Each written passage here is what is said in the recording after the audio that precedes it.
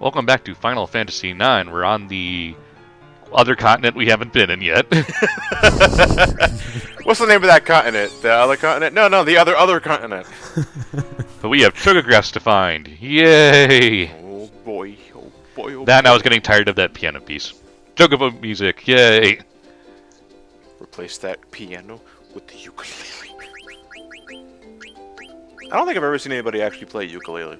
No, I the don't game even know what a game's not out ukulele yet. actually is. Not that one, you fucking dorks. I don't even know what a ukulele is. I mean, I know it's an instrument of some kind. It's a tiny guitar. Is basically just it. It's the strings are different. Like I don't know how they're different. So it has a more like a less like twangy kind of sound and more of like a dinga dinga kind of sound. If you saw it, it's I think it might be Hawaiian in nature, in origin, I should say. So you've definitely seen one before, but Yeah. Napoleon's guitar. Napoleon's what? Because he's small, get it? 'cause he's so small. Oh, you're making a short joke. Okay, yeah. How many of these goddamn things are there? We have a few more to get in the sky area. Do But I have all the ones you can possibly get right now. Is there a reward for getting all the chocographs, or just the stuff in each chocograph? Just stuff in each chocograph. Yeah, stuff in each chocograph is usually the reward itself. Okay. Yeah, and there are some, significant rewards in there. Not to mention one of them being Zidane ultimate weapon. But Oh, okay. So yeah, it definitely sounds like it's worth your time then to go for it. Oh, absolutely. It's one of the places in the game where you can get a ribbon. Get another rebirth ring. The art card for Tetra Master if you're really into the card game. yeah, the other thing about the chocographs though is that it's not exactly hard to find stuff, because it's really easy to it's really easy to get the chocographs themselves, because it's really just a matter of going at the Chocobo hot and cold minigame until you happen to get one. Yeah. Which sounds like a waste of time, but at the same time, it actually doesn't take as long as you would think. But the deep sea chocographs have some pretty neat awards. You can, as Ryan is demonstrating right there, you can get the demon. No, you got the demons one earlier from the forest mountain region. The sea areas are the lagoons, the forest, and the mist ocean. But you have to find all. The mist ocean chocograph is only available once you find all 6 of the chocograph pieces in the forest and lagoon. Oh, okay. So that's what the pieces they were talking about in there are for then. Yeah. Yeah.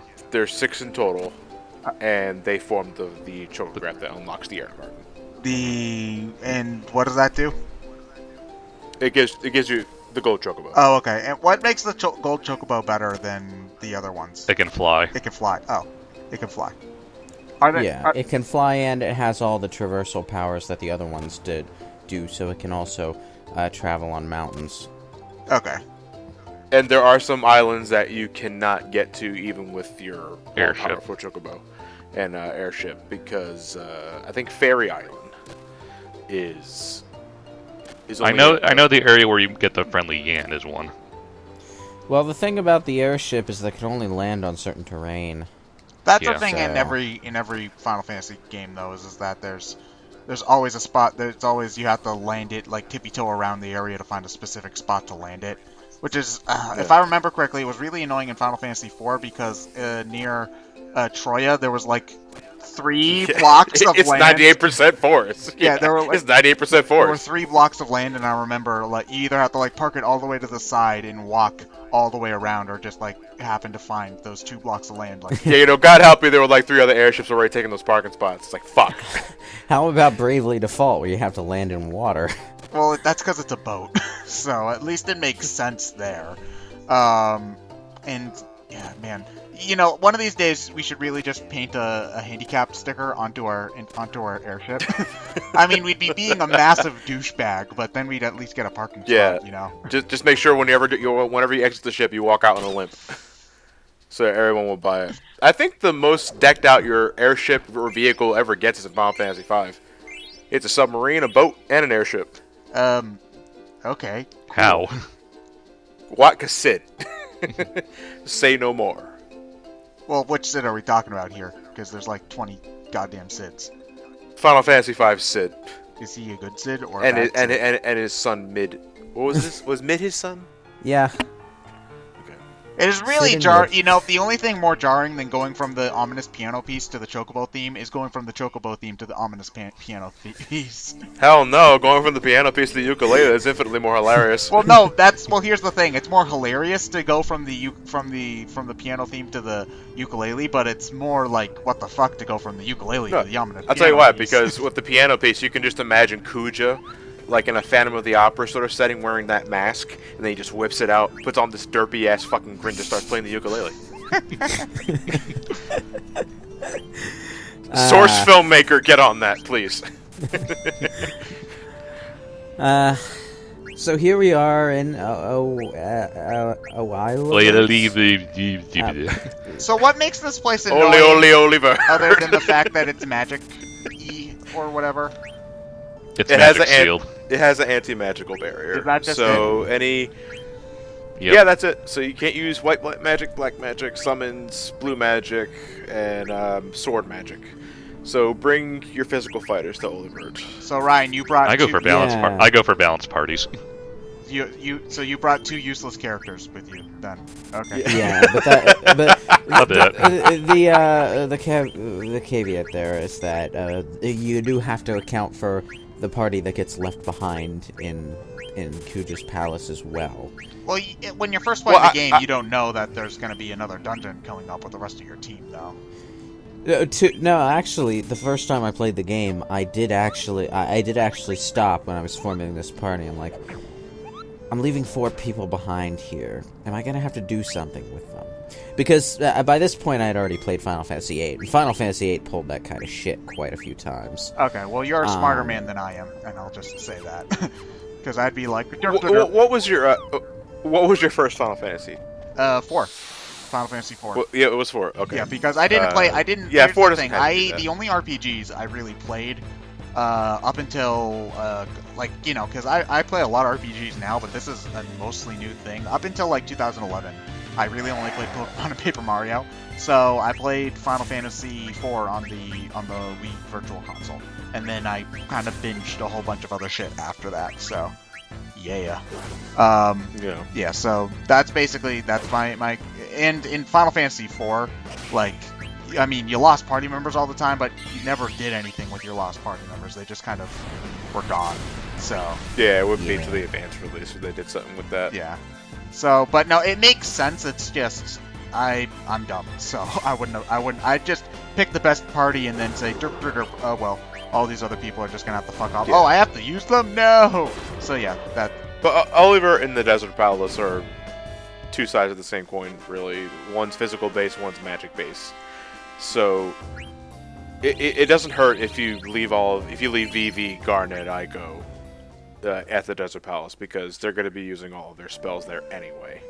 They're practically useless here. I mean, or they could be item fodder. Well, I mean, there's. But anybody can do that. Well, I mean, it's very likely that you could have a team of 4 mages and a team of 4 physical attackers, because you could leave Kina, Dagger, Ico, and Kina, Dagger, Ico. Kina again. Oh, I'm forgetting Vivi. Vivi. Okay, sorry, I was forgetting poor Vivi. And then Kina ate Vivi, so that's why you forgot. Frankly, if I was to suggest a mage character to bring along to Oliver, it would be Kina, though, because Kina does have some significant physical attacking ability. Yeah, no, too randomized to be reliable. well, I mean, Not necessarily reliable, but he can do damage. you'd be more likely to do damage with Kina than Vivi, at the very least. Yeah. No, but you can bring Zidane, Steiner, Freya, and Amaranth to this place. They're all proficient physical fighters, so to me, Kina's too much of a wild card.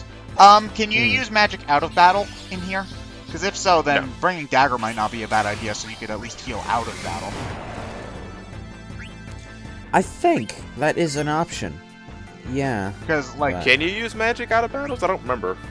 well, if you, I'm sure somebody in the comment section knows. So if you can, then I'd bring dagger so that you can heal people out of fights.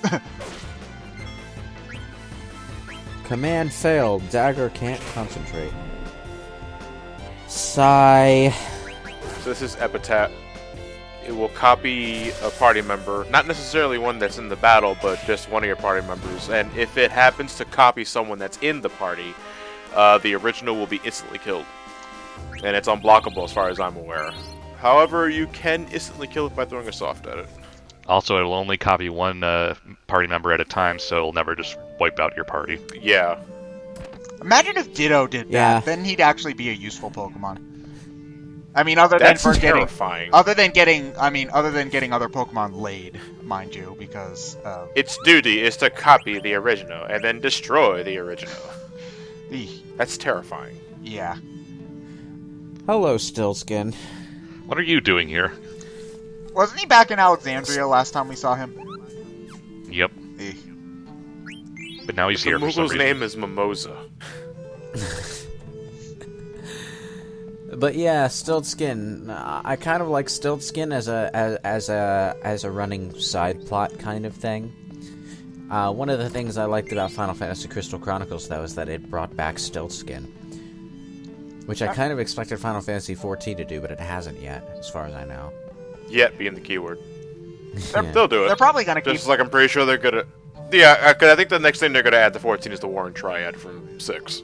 Final Fantasy IV Realm Reborn specifically has been getting updates for like a good solid 2 years now, hasn't it? I don't think they're gonna stop supporting the game anytime soon.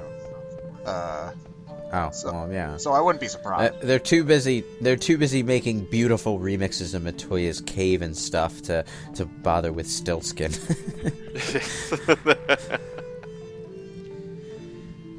I wonder now, one of the Moogle's named Mimosa, I wonder if anyone else is named after booze.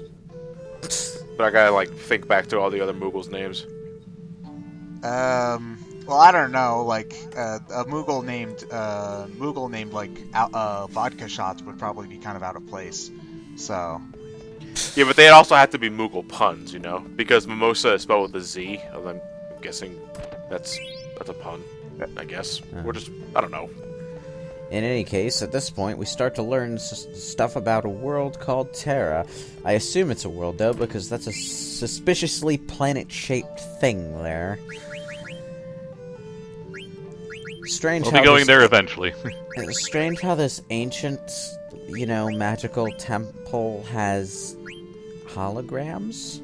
oh no, since it's ancient technology, that means obviously it's way more advanced than anything we could ever do ever. Because that's how ancient shit works, apparently. You know, when in Rome. Well, the thing about Terra, though, is that almost all of the stuff that it sends to Gaia has this way of disguising itself so that it looks magical. Like the Invincible, for instance, the eyeball in the sky, which is actually just an airship with like some sort of demony eyeball disguise thing going on. What's the deal with that? Well, my only issue with this kind of trope is I'm okay with it being like a futuristic setting and then you get magic from an ancient ruins, but it always really annoys me when you go back and then you find like sci-fi shit in an ancient destroyed civilization. And I mean, it's cool in concept, I Well- suppose, or if it's like a sudden reveal, but it's done so much and played straight so often, I'm sick of it.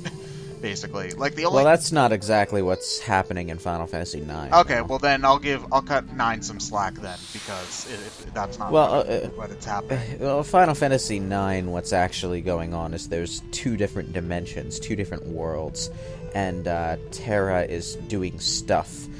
Ostensibly, I think the ultimate goal is to absorb Gaia, or something. I'm not really sure what the specifics are. It's been so long, but That actually reminds me Yeah. of Tales of Symphonia somewhat. Although Tales of Symphonia had a different thing going on with its 2 worlds, and I haven't beaten that game, so I don't even really remember what the hell was going on there. But Yeah. I know that civilization is beginning to decline on Terra, so they're planning on conjoining Gaia and Terra, so that it becomes one planet. Oh yeah, that just. It's actually very similar to. I'm suddenly reminded of Man of Steel for some reason. Oh, that always bothered me. If they have a machine that can make any planet suitable for Kryptonian life, just go to goddamn Mars and colonize Mars. You don't need to be a goddamn asshole, Zod. Fuck you. Oh, God, I hate Yeah, no, but Mars is red Earth. I hate that movie. Also, I'm sorry. superpowers. I hate that movie so much. I'm sorry. Yeah, but Ryan, it's not Earth that gives them the power. I think it's just the yellow sun. Yeah, so they'd be fine So- on they'd get just as much they can go superpowers on. on the moon or Mars. So Hell, you know what? Then you know what? Make Venus the planet. yeah. You know what's even better? Okay, in most continuities, Superman has the power to breathe in space. Well, not breathe in space, but he doesn't need to breathe. Well, he could probably just So- hold his breath super long is the thing. Like a whale, only in space. I think I think that's actually the explanation that they gave Power Girl, because her Kryptonian powers aren't quite as good as regular Earth Superman's. Why not? But then the whole alternate universe Kryptonian thing has always been confusing as fuck, so I don't know. I just know that the rules of Earth 2 Kryptonians differ in certain ways from regular canon universe Kryptonians. I know Alex Ross's Justice Superman can make air in space because he freezes Brainiac. No, I'm serious. Like at the end of the book, spoiler warning if you never read that book, Brainiac tries to make an escape in his spaceship, and then Superman freezes it with his ice breath in space. But don't you need air to freeze? That makes no fucking sense. So yeah, Superman can generate oxygen with his fucking mouth in space. Because he's Superman. He's Superman.